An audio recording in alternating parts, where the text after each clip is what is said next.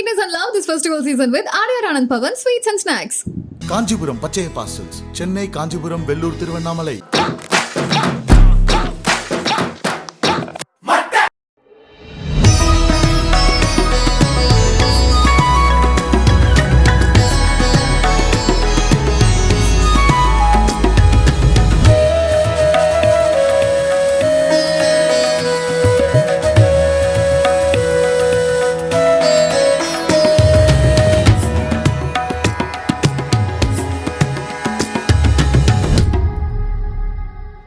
Evolution, அந்த எவல்யூஷனை குறிக்கிறது தான் இந்த படிக்கட்டுகள்.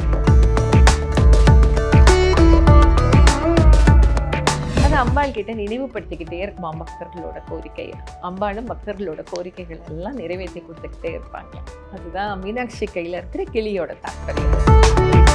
அது சட்டுன்னு பார்த்தோன்னா ராதாகிருஷ்ணனான்னு கேட்பாங்க. அது சிவன் பார்வதி. அந்த ராதாகிருஷ்ணன் கோலத்தில் இருக்கிற சிவன் பார்வதி பொம்மை ரொம்ப அரிய வகை, வெரி ரேர். இதெல்லாம் இருக்குமா ஐயா, அவங்களோட கையோட பாஸ்டர் பாரு ரொம்ப வித்தியாசமா இருக்கும். ரெண்டு பேரும் இடுப்புல கை வச்சுட்டு அப்படியே கம்பீரமா கருத்த திருமேனி அவர்களுக்கு. இந்த சரஸ்வதி நின்ற பாத சரஸ்வதி. முருகனுக்கு தான் மயில் வாகனமா பார்த்திருப்பேன். இந்த சரஸ்வதிக்கு பாரு மயில் வாகனம். வீட்டில் இருக்கிற ஒரு பெண்களுக்கு வழி வழியா கொடுக்கப்பட்டு நான் 4வது தலைமுறை இந்த உருளியை வச்சுக்கேன். இந்த உருளிக்கே எனக்கு தெரிஞ்சு 100 வயசு. செட்டியாருக்குன்னு ஒரு தனி அரசாங்கமே இருக்கு. அதனால அவரோட அரசாங்கம் இருக்கு. செட்டியாரோட ஃபர்னிச்சர் ஷாப் 30 வருஷத்துக்கு முன்னாடி வாங்கினது. பார்த்தாலே தெரியும்.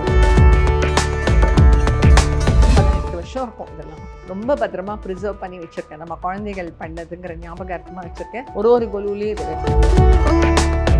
திருவண்ணாமலை திருக்கோயில் ஏரியல் வியூவில் பார்த்தா எப்படி இருக்கும் அதே மாதிரி அதை தெர்மோகோல்ல பண்ணியிருக்கோம். எனக்குள்ள என்ன மாற்றம் நிகழ்ந்தாலும் அது அவர் தான் பொறுப்பு. நல்ல மாற்றங்களுக்கெல்லாம் நிச்சயமா ரமணர் மட்டுமே பொறுப்பு. யாரோ கைப்பிடிச்சு என்னை கூட்டிட்டு போற மாதிரி இருக்கும். அந்த கைப்பிடித்த அந்த உணர்வு தான் இந்த இறைநிலை. அதுதான் எனக்கு தோணும். வணக்கம் மேம். வணக்கம்மா. இனிய நவராத்திரி நல்வாழ்த்துக்கள் மேம். உனக்கும் என்னுடைய நல்வாழ்த்துக்கள், நவராத்திரி நல்வாழ்த்துக்கள். ஸோ நம்ம மக்களும் சரி நானுமே சரி ரொம்ப ஆவலாக இருக்கும் ரத்னா மேம் வீட்டு கோலு எப்படி இருக்க போகுது அப்படின்னு சொல்லிட்டு பார்க்கறதுக்காக. பட் அதுக்கு முன்னாடி நவராத்திரி உருவான கதை அதை பற்றி கொஞ்சம் சொல்கிறீங்களா?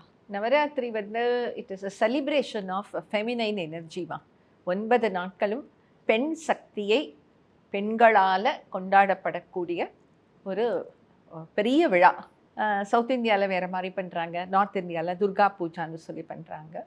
நம்ம தமிழகத்துலலாம் இந்த கொலு வச்சு கொண்டாடுற வழக்கம் இருக்குது, ரொம்ப நாளாக இருக்குது. ஸோ நீங்கள் எத்தனை வருஷமாக கொலு வச்சுட்டு இருக்கீங்க மேம்? லைக் உங்கள் வீட்டில் இருந்தே பிறந்த வீட்டில் இருக்கும் போதே நீங்கள் கொலு வைக்கிறது உண்டு?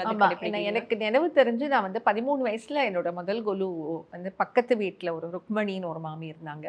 அவங்க வைக்கிறத பார்த்து ஆசைப்பட்டு அப்பா கிட்ட கேட்டு 1-2 பொம்மைகள் வாங்கி சின்னதாக ஒரு 3 படிக்கட்டு அந்த பெட்டிலேயே அட்டை பெட்டிலேயே செட் பண்ணி வச்ச மாதிரி எனக்கு ஞாபகம் இருக்குமா. 13 வயசில் வைக்க ஆரம்பித்தேன். ஸோ நீங்கள் ஃபஸ்ட்டு ஆரம்பிக்கிறப்போ எத்தனை படிக்கட்டில் ஆரம்பிச்சிங்க? 3 படிக்கட்டு தாம்மா. அது ஒரு சுவாமி நடைன்னு ஒன்று இருக்கும், அதையும் சேர்த்து நான் சொல்கிறேன். அதுக்கு கீழே 2 அட்டை பெட்டி வச்சு சின்ன வேஷ்டி போட்டு அப்படி ஆரம்பிச்சது.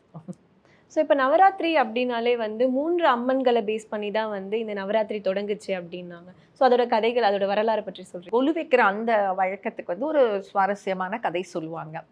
அந்த மன்னர் பேர் சுரதான்னு சில பேர் சொல்கிறாங்க, சுலபான்னு சில பேர் சொல்கிறாங்க. அது எது உண்மையான பேருங்கிறதுக்கு நிரூபணப்படுத்தி சொல்கிறதுக்கு தெரியல. அந்த மன்னர் ஒரு துரதிருஷ்டவசமான சூழ்நிலையில் தன்னோட நாட்டை இழந்துடுறாரு. மக்கள் எல்லாம் அவருக்கு எதிராக டர்ன் ஆகிடுறாங்க. தன்னுடைய செல்வத்தெல்லாம் இழந்துட்டு அவர் காட்டுக்கு போக வேண்டிய ஒரு சூழ்நிலை ஏற்படுது.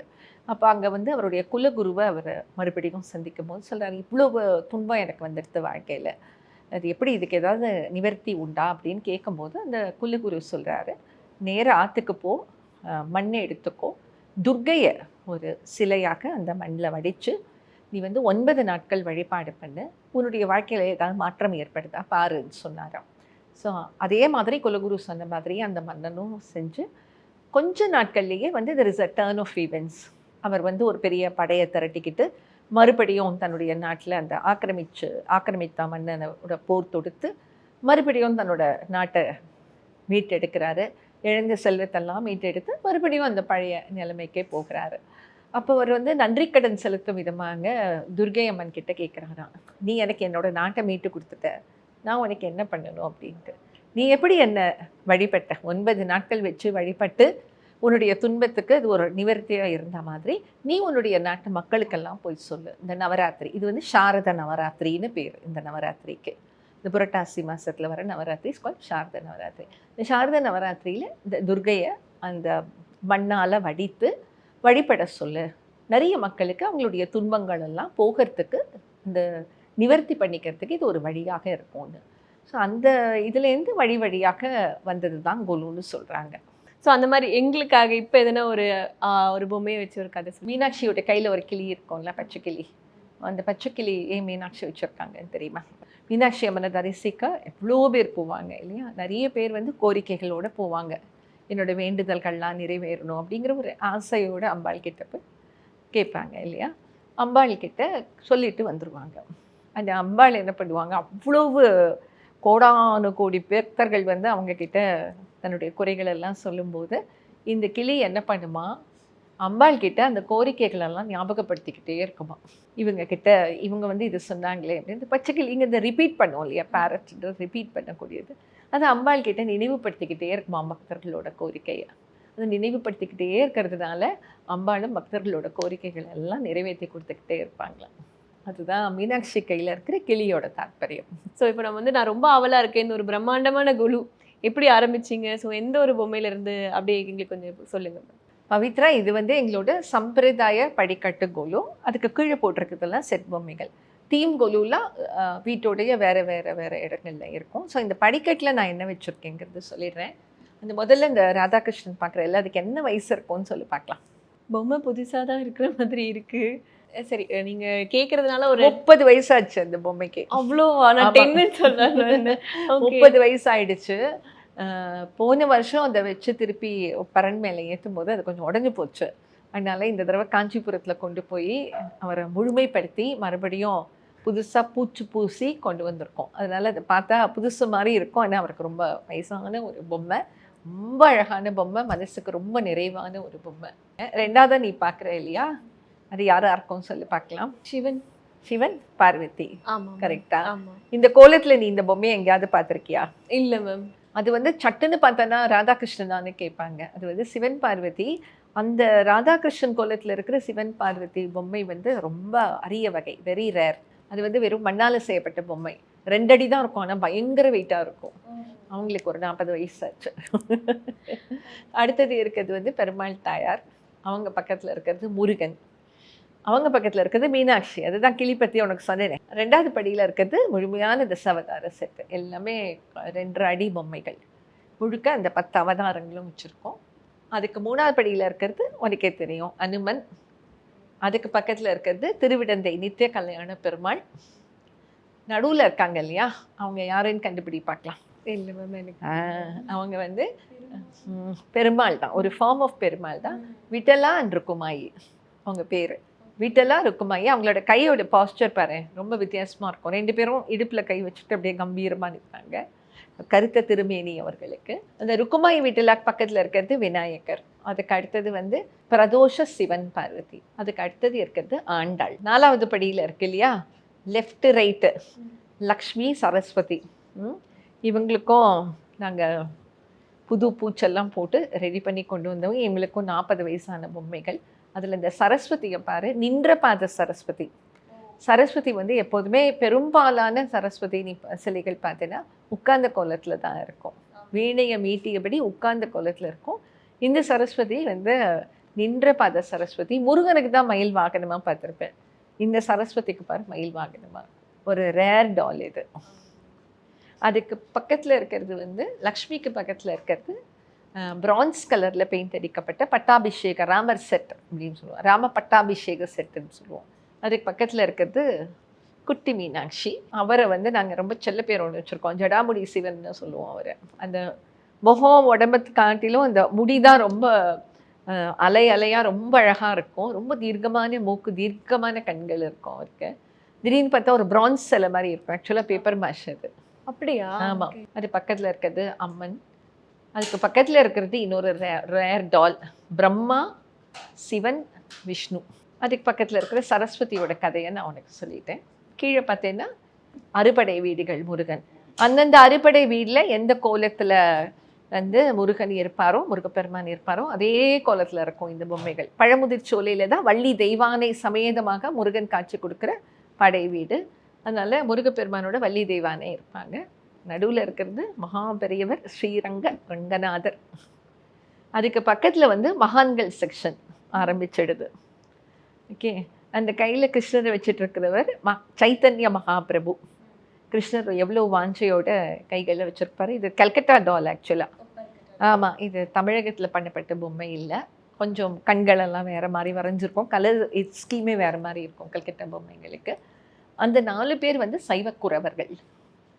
கடைசியாக இருக்கிறது ராமானுஜர். அவருக்கு வந்து பாப்புலரான பேர் என்ன தெரியுமா? பாடி சிவன்னு சொல்லுவாங்க காஞ்சிபுரத்தில். அவர் இந்த பொம்மைக்காரத்தூரில் எல்லாம். ஏன்னா இது கிடையாது, அவருக்கு உடல் கிடையாது. வரும் இந்த மேல் பகுதியும் தலை மட்டும்தான் இருக்கும். கங்கை அப்படியே பொழியிற மாதிரி அந்த பிறை சூடி ரொம்ப அழகாக இருப்பார். படிக்கட்டில் இருக்கிறத பற்றி அழகாக சொல்லிட்டீங்க மேம். இப்போ அடுத்தபடியாக கீழெல்லாம் இருக்காங்கல்ல சில பொம்மைகள், அது ஏதோ ஒரு கதை சொல்கிற மாதிரி. எல்லா பெரிய பொம்மைகளும் படிக்கட்டில் ஏறி உட்காந்துருவோம். ரொம்ப பெரிய பொம்மைகள் இந்த மாதிரி தனித்தனியாக போட்டிருப்போம். அதை தவிர நான் வந்து நிறைய செட் பொம்மைகளை சேர்த்து வச்சுருக்கேன். எனக்கு செட் பொம்மைகள் ரொம்ப பிடிக்கும். ஏன்னா பெரிய பொம்மைங்கிறது ஒரு ஒரு குட் இது அழகாக காத்திரமாக நின்றுருக்கும். ஆனால் இந்த குட்டி குட்டி பொம்மைகள் தான் நிறைய கதை சொல்லும் நமக்கு. அதுவும் சின்ன சின்ன இன்ட்ரெஸ்டிங்கான ஸ்டோரிஸ்லாம் சொல்லக்கூடியது வந்து இந்த செட் பொம்மைகள் தான். நிறைய குழந்தைகள் பார்க்கும்போது இந்த படிக்கட் பொம்மைகள் எல்லாம் அவங்க அவ்வளோவா பார்க்க மாட்டாங்க. இந்த செட் பொம்மைகளை பற்றி நிறைய கேட்பாங்க, நிறைய விஷயங்கள் தெரிஞ்சுப்பாங்க. ஸோ அது எனக்கு எக்ஸ்பிளைன் பண்ணுறீங்களா மேம்? முதல்ல இங்கேருந்து ஆரம்பிக்கலாமா? இது அந்த மகான்கள் வரிசை சொன்னேன் இல்லையாம்மா, அப்படியே அந்த மகான்கள் வரிசை அப்படியே கீழே கண்டினியூ பண்ணிட்டோம். பின்னாடி இருக்கிறது வந்து ஆதிசங்கரர். அவர் வந்து அவரோட சிஷ்யர்களுக்கு ஞான உபதேசம் பண்ணிட்டு இருக்காரு. 4 சிஷ்யர்கள் இருக்காங்க. அதுக்கு ஃப்ரண்ட்டில் இருக்கிற இந்த 3 வெள்ளை சிலைகள் வந்து ராமகிருஷ்ண பரமஹம்சர், சாரதா தேவி, விவேகானந்தர். அதுக்கு முன்னாடி இருக்கிறது வந்து சங்கீத மும்மூர்த்திகள். அதுக்கு முன்னாடி இருக்கிறது காஞ்சி மகாபெரியவர். இவர் வந்து மந்த்ராலயம் ராகவேந்தர். ஓரளவுக்கு நம்மளுடைய தேசத்து மகான்களோட முக்கியமான மகான்களோட எல்லா பொம்மைகளையும் நான் கலெக்ட் பண்ணி வச்சுருக்கேன். ஸோ அடுத்தபடியாக அந்த செட்டப்பை பார்க்குறதுக்கு ராஜா ஸ்டேஜ் வந்து ராஜா செட்டுன்னு தான் அதுக்கு பேர். நான் சொன்னால் நீ நம்ப மாட்டேன், இதில் வந்து ஒரு 30 பொம்மைகள் இருந்தது இதில், இந்த செட்டில். அவ்வளோ பெரிய செட்டு. ஒரு ரூம் ஃபுல்லாக நீ ஒரு ஸ்டேஜ் செட் பண்ணி அந்த செட்டை அப்படியே நீ அசெம்பிள் பண்ணலாம். பட் 40 வருஷம் எடுத்து நிறைய பொம்மைகள் வந்து மண் பொம்மைகள் உடஞ்சி போச்சுன்னா அதை திருப்பியும் ரிப்பேர் பண்ணுறது ரொம்ப கஷ்டமாக இருக்குது. நிறைய பொம்மைகளை நான் இழந்துட்டேன். அதுக்கு ராஜாவுக்கு வந்து வெண்கொற்ற கொடையெல்லாம் இருந்தது, பெரிய தர்பாரில் அவர் உட்காந்துருக்க மாதிரி. ஸோ இப்போ இந்த எஞ்சி இருக்கிற இந்த பொம்மைகளை வச்சு தான் நான் அதை செட் பண்ணிகிட்ருக்கேன். அதை விடாமல் வைப்பேன் எல்லா வருஷமும். ஸோ அடுத்ததாக அங்கே உள்ள அந்த ஒரு தீம் பற்றி எக்ஸ்பிளைன் பண்ணு. அது வந்து ரொம்ப பழைய செட்டு, ஐயப்ப சாமி செட்டுன்னு சொல்லுவோம். அந்த ஐயப்ப சன்னிதானத்தில் 18 படிகள் இருக்கும்ல, அதே மாதிரியே வச்சு ஒரு மண்டபம் உள்ளே பாரு, ஒரு குட்டி அழகான ஐயப்பன், 2 சின்ன கோயில்கள் சைடில் இருக்கிற மாதிரி நாங்களே தெர்மோகோல்ல பண்ணி வச்சுருக்கோம். ஐயப்ப சுவாமிகள் எல்லாம் மாலை போட்டுக்கிட்டு பூஜை பண்ணுறாங்க. ஸோ அந்த பூஜைக்கு வேண்டிய எல்லா ஐட்டமும் அதில் இருக்கும். அந்த கலசம், பழத்தட்டு, வெத்தலை பாக்கு.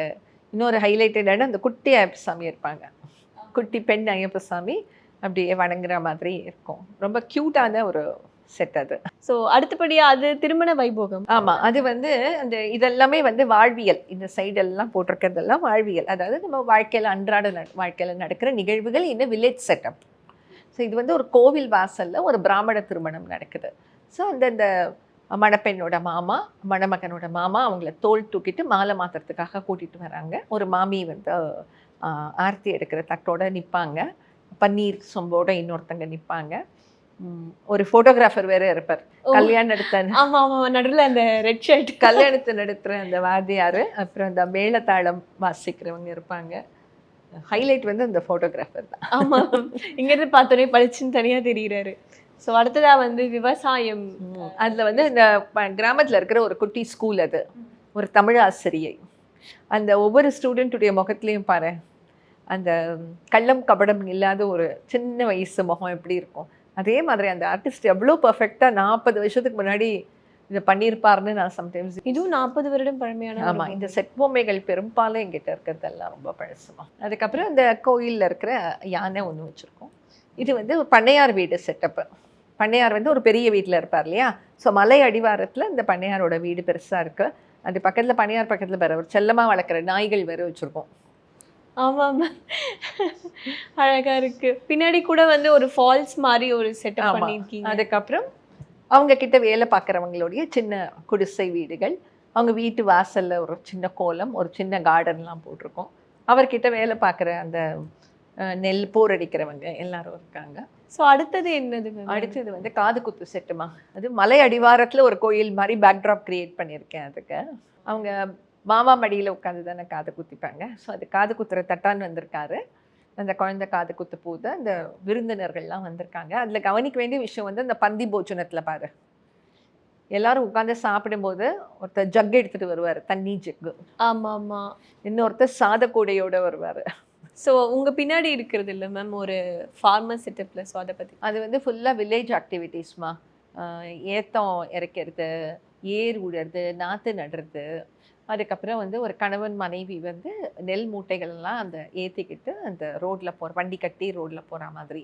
அதில் 2 நரிக்குறவர்கள் வச்சுருப்போம், பாம்பு பிடிக்கிறவங்க, பழம் விற்கிறவங்க, ஒரு முனிவருடைய ரிஷி பத்தினி, எல்லாரும் அந்த கிராமத்தில் போகிற மாதிரி வச்சுருப்போம். ரொம்ப தத்ரூபமாக இருக்கும் அந்த செட்டு. இந்த உருளி வந்து என்னுடைய பாட்டியோட அம்மா அவங்க தாய் வீட்டு சீதனமாக எடுத்துகிட்டு வந்தது.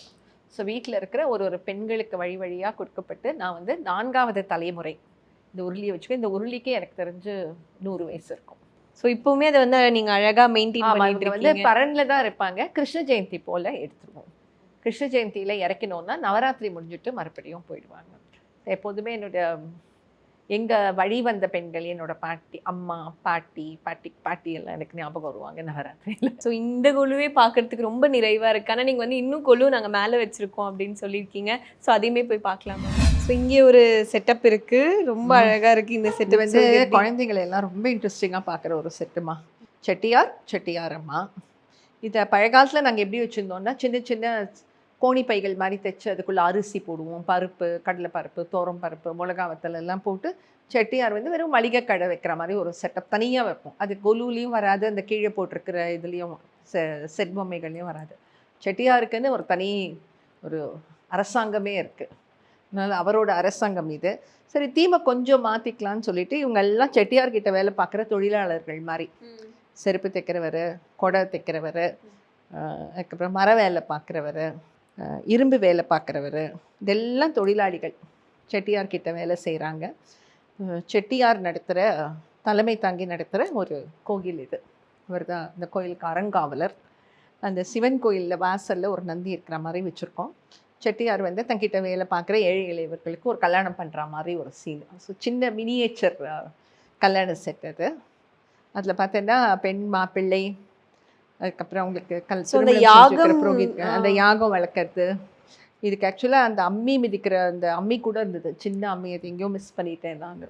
இது வந்து செட்டியாரோட ஃபர்னிச்சர் ஷாப். இது ஒரு ட்ரெஸ்ஸிங் டேபிள் 30 வருஷத்துக்கு முன்னாடி வாங்கினது. பார்த்தாலே தெரியும் இது பழைய காலத்து. இது சோஃபா செட்டு, கட்டில், ட்ரெஸ்ஸிங் டேபிள், இதெல்லாம் வந்து அவர் விற்கிற சாமான்கள். அந்த ஃப்ரைங் பேனு, இட்லி தட்டு, கடாய், கரண்டி, இதெல்லாம் விற்கிறாரு. இது தனியாக ஃப்ரூட்ஸ் அண்ட் வெஜிடபிள்ஸ். இது வந்து அந்த அர்ச்சனை தட்டு சொல்லுவாங்கல்ல மேம், தேங்காய் எல்லாம் வந்து எங்கள் குழந்தைகள்லாம் ரொம்ப சின்ன குழந்தைங்களா இருந்தப்போ கொலுவில் அவங்க நிறைய வேலைகள்லாம் பண்ணுவாங்க. இப்போ எதுவுமே பண்ணுறது இல்லை. அப்போ அவங்க பண்ணி கொடுத்தது இந்த தாம்பூலம் கொடுக்குற தட்டு மாதிரி. குட்டி தேங்காய், மஞ்சள் குங்குமம் பேக்கெட் கூட இருக்கும் பாரு. ஆமாம் ஆமாம் மேம், டீட்டெயிலிங்காக. இது வெத்தலை. ஓகே. இதுங்களாம் ஒரு 18 வருஷம் இருக்கும். இதெல்லாம் ரொம்ப பத்திரமா ப்ரிசர்வ் பண்ணி வச்சுருக்கேன். நம்ம குழந்தைகள் பண்ணதுங்கிற ஞாபகார்த்தமாக வச்சுருக்கேன். ஒரு கொலுலேயும் இதை வைப்பேன். ஸோ அங்கே இருக்கிற அந்த சுவாமி அவர் வந்து வராகமூர்த்தி. படிக்கட்டில் அடிக்கினது போக மிச்சம் இருக்கிற பொம்மைகள் எல்லாம் எங்கெல்லாம் இடம் இருக்கோ எல்லா இடத்துலையும் வச்சுருவோம். மற்ற ஆர்டிஃபேக்ட்ஸ் எல்லாம் அந்த டைமில் ரூம்லேருந்து எடுத்துருவோம். ஃபுல்லாக நவராத்திரி பொம்மைகள் தான் வீடு ஃபுல்லாக. இது உங்களோட பூஜை அறையா மேம்? ரொம்ப பூஜை அறை தான். இதில் வெறும் மண்டபம் மட்டும்தான் இருக்கும். இப்போ இந்த தடவை நிறைய பொம்மைகள் ஜாஸ்தி ஆகிடுது, எங்கே அடுக்கிறதுன்னு தெரியாததுனால சரி சாமி ரூம்லேயும் ஒரு கொலு செட்டப் கொண்டு வந்துடலான்னு சொல்லிட்டு 2 பக்கத்துலேயும் வந்து 3 படிக்கட் இருக்கிற மாதிரி செட் பண்ணியிருக்கேன். சென்டரில் இந்த மண்டபம் இருக்கும். அந்த பாக்கி பொம்மைகள், ஸ்பெஷலான அம்மன் பொம்மைகள் அதெல்லாம் வந்து இந்த இடத்துல வச்சுருக்கேன். பூஜை அறை அப்படின்னாலே நம்ம ஒரு மன நிம்மதியாக ரொம்ப ஒரு வந்து காமா நம்ம கிட்ட இருக்கிற ஒரு கஷ்டமும் சரி, இல்லை நம்மளுக்கு ஒரு சந்தோஷம் படுறோம் அப்படின்னாலுமே சரி, அதை அந்த கடவுள்கிட்ட சொல்லணும் அப்படிங்கிற மாதிரி ஒரு ரூம். ஸோ ரொம்ப அழகாக அதை வந்து செட்டப் பண்ணி வச்சுருக்கீங்க. ஸோ கொலுவில் என்ன மாதிரியான பொம்மைகள்? நிறைய அம்மன் பொம்மைகள் வச்சுருக்கேம்மா. ஆடிப்பூரத்தம்மன், வைஷ்ணவி, அந்த பக்கம் பார்த்தீங்கன்னா காஞ்சி காமாட்சி, பாலா திரிபுர சுந்தரி, நிறைய அம்பாள் பொம்மைகள் இங்கே இருக்கும். இந்த 2வது படிக்கட் பார்த்தோன்னா எங்கிட்ட இருக்கிற ரொம்ப பழைய பொம்மைகள், அந்த பெருமாள் தாயார், குருவாயூரப்பன், அவங்கெல்லாம் ரொம்ப பழைய பொம்மைகள். ஸோ எத்தனை வருடம் பழமை வாய்ந்தது? அது ஒரு 20 வருஷம் இருக்குமா அந்த குருவாயூர். எல்லாமே மண்ணால் செய்யப்பட்ட ரொம்ப ஹெவியாக இருக்கும். இங்கே வந்து சென்டரில் ஒரு முருகன், 2 பக்கமும் அண்ணாமலையார் வச்சுருக்கேன். இது உனக்கே தெரியும், திருவண்ணாமலை திருக்கோயில் ஏரியல் வியூவில் பார்த்தா எப்படி இருக்கும், அதே மாதிரி அதை வந்து தெர்மோகோலில் பண்ணியிருக்கோம்.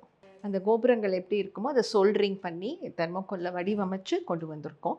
அந்த திருவண்ணாமலை கோவிலை சுற்றி அஷ்டலிங்கங்கள் இருக்கும் இல்லையா, கிரிவல பாதையில், இந்த அஷ்டலிங்கங்களையும் இங்கே வச்சுருக்கேன். ரவுண்டாக இல்லை, 2 பக்கமாக வச்சுருக்கேன். இப்போ நீங்கள் தர்மாக்கோலில் பண்ணுற ஒரு செட்டப் அப்படின்னா அது வந்து ரொம்ப வந்து பார்த்து வைக்கணும் அப்படின்னு சொல்லுவாங்க. அது எப்படி மேம் நீங்கள் மறுபடி பேக் பண்ணுறது, மறுபடியும் வைக்கிறது? இந்த கோயில் அப்படியே எடுத்துருவோம். அந்த கோபுரங்களை தனித்தனியாக நீ கழட்டிடலாம். கோபுரங்களை தனித்தனியாக கழட்டி அதை தனியாக பேக் பண்ணிவிடுவோம். இதுக்கு மேல் பக்கமும் கீழ்ப்பக்கமும் இதே அளவில் 2 தெர்மோகோல் போட்டு உள்ளே ஃபுல்லாக பேப்பர் ஃபில்லிங் கொடுத்து பேக் பண்ணி வச்சுருவோம். கோபுரங்களை தனியாக வச்சுருவோம். அதனால தான் இது ரொம்ப வருஷமாக அப்படியே இருக்குது. ஸோ இப்போ மெயினாக உங்களோட சுவாமி மண்டபத்தில் பார்த்தீங்கன்னா ஒரு அம்மன் வடிவம் இருக்குது. இது வந்து காயத்ரி அம்மன் சென்டராக வச்சுருக்கேன்.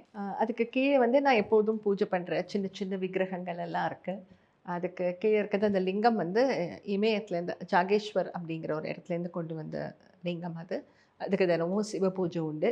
கீழே பார்த்தோன்னா ஒரு அழகான சரஸ்வதி வீணையோடு இருப்பாங்க. அவங்க வந்து மகாமேரு காளஹஸ்திலேருந்து நான் வாங்கிட்டு வந்தேன். நவராத்திரி போது குங்குமார்ச்சனை பண்ணணும் அப்படிங்கிறதுக்காக. அதுக்கு கீழே இருக்கிறது இன்னொரு தோழி ஒருத்தங்க கொடுத்த சிவலிங்கம் செட்டு பாம்பனையோட. ஸோ அதுவும் என்னோட நித்திய பூஜையில் இருக்கும். ரொம்ப அழகாக. அவங்களுக்கு முன்னாடி ஒரு நந்தி இருக்கிற மாதிரி வச்சுருக்கேன். இந்த பக்கம் பார்த்தீங்கன்னா 2 கல்கட்டா பொம்மைகள். ஒன்று சரஸ்வதி, அவங்க கையில் வீணை இல்லை பாரு, வேறு வித்தியாசமான வேறு ஏதோ ஒரு இன்ஸ்ட்ருமெண்ட்டு. அந்த பக்கம் பார்த்தீங்கன்னா சிவன் பார்வதி, கையில் குட்டியாக ஒரு பிள்ளையார். 2மே கல்கட்டா வகை பொம்மைகள்னு உனக்கு பார்த்தா தெரியுது இல்லை, வித்தியாசமாக இருக்குது. அந்த பெயிண்ட்டு, முகத்துடைய ஃபீச்சர்ஸ் எல்லாமே. நடுவில் இருக்கிறது பெரியாழ்வார். ஆண்டாளுக்கு வந்து அரங்கனை காட்டி காட்டி விளக்குறாரு. அதுதான் ஆண்டாள் வந்து அரங்கனை தவிர வேற யாரையுமே திருமணம் செஞ்சுக்க கூடாதுன்னு சின்ன வயசுலேயே முடிவு பண்ணி பெரியாழ்வாரால் துளசி மாடத்துக்கிட்ட கண்டெடுக்கப்பட்ட ஒரு பெண் ஆழ்வார் அவங்க. ஸோ அவங்க வந்து இறுதியில் ரங்கனோடைய கலந்துடுறாங்க. ரங்கனையே திருமணம் பண்ணிக்கிட்டு அவங்களோடைய ஒன்றா கலந்துடுறாங்க. ஸோ அந்த பெரியாழ்வாரை சிறப்புப்படுத்தணுங்கிறதுக்காக ஆண்டாளுடைய திருக்கோயில் ஸ்ரீவில்லிபுத்தூர் ஆண்டாள் திருக்கோயில், அதை சுற்றி சைத்தன்ய மகாபிரபு, இவர் வட இந்தியாவில் ரொம்ப ஃபேமஸான மகான், கிருஷ்ண பக்தியில் ரொம்ப வசந்தவர். அதனால் அவருடைய பொம்மைகளை இங்கே வச்சு இந்த கோயில் பக்கத்தில் வச்சுருக்கேன். இப்போ இந்த பொம்மைகள்லாம் பார்க்கும்போது தெரியுது இப்பத்தி பொம்மை இல்லை, அதுவும் ஸ்பெசிஃபிக்காக அங்கே இருக்காங்க இல்லையா, செகண்ட் இதில் ஃபஸ்ட்டாக இருக்காங்க. ஸோ அவங்களெல்லாம் பார்க்கும்போது ரொம்ப ஒரு யூனிக்கான பழமை வாய்ந்த ஒரு பொம்மை மாதிரி இருக்குது. ஸோ எப்படி மேம் நம்ம வந்து அதை மெயின்டைன் பண்ணுறது? ஏன்னா இப்போ இருக்கிற பொம்மைகள்லாம் வந்து சொல்லுவாங்க அந்த ஒரு எப்படி சொல்கிறது குவாலிட்டி இல்லை அப்படின்வாங்க. பட் அப்போ உள்ள பொம்மைகள்லாம் அழகாக இருக்கு இல்லையா, அதோட டிஃப்ரென்ஸ் நம்ம எப்படி மேம் தெரிஞ்சுக்கிறது? இல்லை, பழமை வாய்ந்த பொம்மைகளை முடிஞ்ச வரைக்கும் அந்த பழமை மாறாமல் நம்ம வச்சுக்கணும். அது உடஞ்சி போனாலொழிய அந்த பொம்மையை நான் வந்து புதுசாக பெயிண்ட் பண்ணி அந்த புது பூச்சு போட மாட்டேன். 2-3 பொம்மைகளை செய்ய வேண்டி இருக்கும். ஏன்னா நமக்கு அதனோட எமோஷ்னல் அட்டாச்மெண்ட் இருக்குது. அந்த பொம்மையை நான் எழுந்துடக்கூடாதுங்கிறதுக்காக அதை திருப்பி மறுவடிவமைப்பு செய்யும்போது அது புதுசாக பெயிண்ட் அடித்து தான் ஆகணும். அப்படி பண்ணின சில பொம்மைகளும் இருக்குது. ஆனால் பெரும்பாலும் அது உடையலைன்னா அதை வந்து நான் புதுசாக பெயிண்ட் பண்ணுறதே இல்லை. ஏன்னா அந்த எமோஷ்னல் அட்டாச்மெண்ட் அது அப்படியே இருக்கணுங்கிறதுக்காக அந்த பழமை மாறாமல் அப்படியே வச்சுப்போம். உன்னால் சட்டுன்னு கண்டுபிடிக்க முடியுதில்ல, இது ஒரு பழைய பொம்மை அப்படிங்கிறது தெரியுது இல்லையா. ஸோ இங்கே இருக்கிற பொம்மைகள்லேயே உங்களுக்கு ரொம்ப வந்து ஒரு மெமோரபிளான ஒரு பொம்மை, எனக்கு வந்து இது ப்ரெசென்ட் பண்ண பொம்மை, ஸோ இது எனக்கு ரொம்ப வந்து ப்ரிஷியஸ் அப்படின்னா என்ன மாதிரி பொம்மை?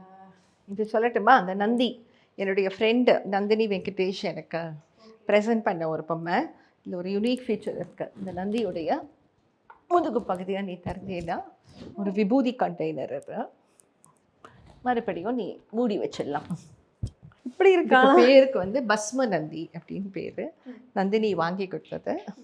எப்போதும் என் பூஜை அறையில் நந்தினியோட நினைவாக இருக்கும். ஸோ இங்கே பின்னாடி வந்து ஃபோட்டோஸ் வச்சுருக்கீங்க. இவர் திருவண்ணாமலை ரமண மகரிஷி. நான் திருவண்ணாமலைக்கு அடிக்கடி போகிறது வழக்கம். வருஷத்தில் 2 தடவையாவது போவேன். Over a period of time ஒரு 10 பிளாக் அண்ட் ஒயிட் ஃபோட்டோஸ் மகரிஷியோட கலெக்ட் பண்ணி எடுத்துகிட்டு வந்தேன். அதில் ஒரு 5 இப்போ ஃப்ரேம் பண்ணி ஒரு 6 மாதமாக இந்த வாலை ரெடி பண்ணி போட்டிருக்கேன். இன்னும் 5 படங்கள் எங்கிட்ட இருக்குது. அது தகுந்த நேரம் வரணும் அதை ஃப்ரேம் பண்ணி போடுறதுக்கு. ஒருத்தவங்க கிட்ட அந்த ஒரு பாசிட்டிவ் வைப் இருக்குன்னு நம்ம அடிக்கடி போகிறோம், அவங்களோட பலன்கள் நம்மளுக்கு வந்து கிடைக்குதுன்னு சொல்லுவாங்க. ஸோ இவர் நிகழ்த்திய ஒரு மாற்றம் உங்கள் லைஃப்பில் அப்படின்னு எதுனா இருக்கு? எனக்குள்ளே என்ன மாற்றம் நிகழ்ந்தாலும் அது அவர் தான் பொறுப்பு. நல்ல மாற்றங்களுக்கெல்லாம் நிச்சயமாக ரமணர் மட்டுமே பொறுப்பு. என்னை ஆட்கொண்டவர். நான் அதுக்கு மேலே சொல்கிறதுக்கு எதுவுமே இல்லைம்மா. என்னை முழுமையாக இயக்கிறது அவர் தான். ஸோ நடுவில் வந்து நடராஜர் சிலை இது வந்து க்யூட் எக்ஸ்பிரஷன்ஸ் ஆஃப் மகரிஷி. ஒரு குழந்தை மாதிரி இருப்பார் பாரு, வெயில் தாங்காமல் தலையில் துண்டு போட்டுட்ருக்கிற மாதிரி. அவர் வந்து பகவான் வந்து ஒரு அனிமல் லவர். அவருடைய மாடு அது லக்ஷ்மின்னு பேர்.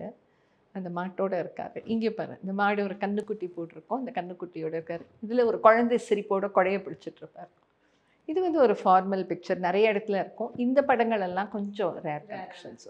ரொம்ப அழகாக இருக்குது. ரொம்ப என் பூஜையை முடிச்சுட்டு திரும்பி உட்காந்து ஒரு 5 நிமிஷம் அவரோட இருக்கிறது the best part of my டேன்னு சொல்லுவேன். இது வரைக்குமே உங்களோட லைஃப்பில் கடவுள் நிகழ்த்திய ஒரு அதிசயம் அப்படின்னு சொன்னால் எல்லாரோட லைஃப்லையுமே கண்டிப்பாக ஒன்று இருக்கும். ஸோ உங்கள் லைஃப்பில் அந்த மாதிரியான ஒரு விஷயம் இல்லை, எனக்கு தனியாக அதிசயம்னு ஒன்றும் நிகழ்ந்த மாதிரி தெரியலம்மா.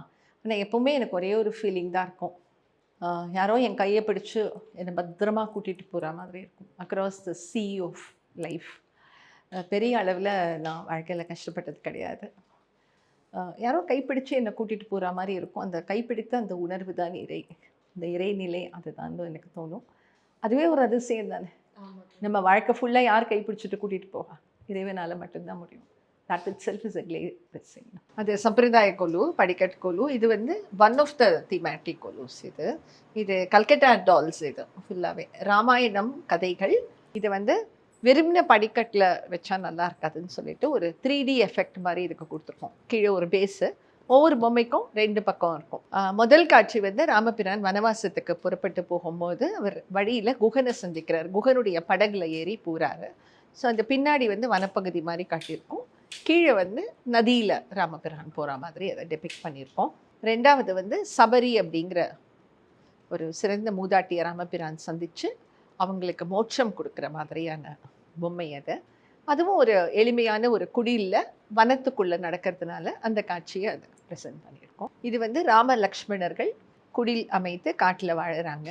ஸோ அந்த காட்சி இது வந்து ராவணன் முனிவர் மாதிரி வேடம் போட்டுக்கொண்டு இந்த லக்ஷ்மண் ரேகாவை தாண்டி வர்ற மாதிரி சீதை கிட்ட பகவதி பிக்ஷாந்தேகின்னு பிக்ஷை கேட்டு அவங்கள இலங்கைக்கு அபகரிச்சுட்டு போகிற அந்த சீனு, அந்த டெபிக்ஷன் இது.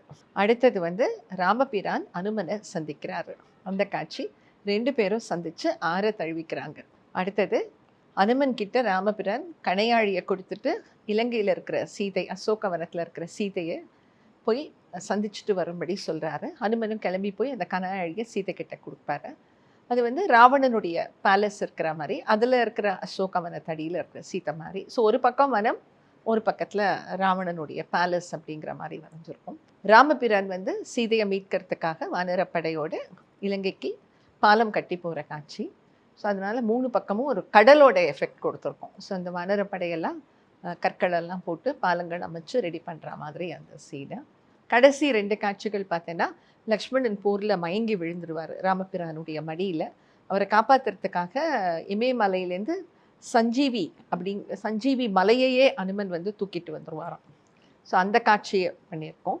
இறுதியாக போரெல்லாம் முடிஞ்சு ராமபிரான் ராமேஸ்வரத்துக்கு போய் லிங்க பிரதிஷ்டை செஞ்சு வழிபாடு நடத்துவார். அந்த காட்சியும் இருக்குது கடைசி காட்சியாக. Share sweetness and love this festival season with Adyar Anand Pavan Sweets and Snacks.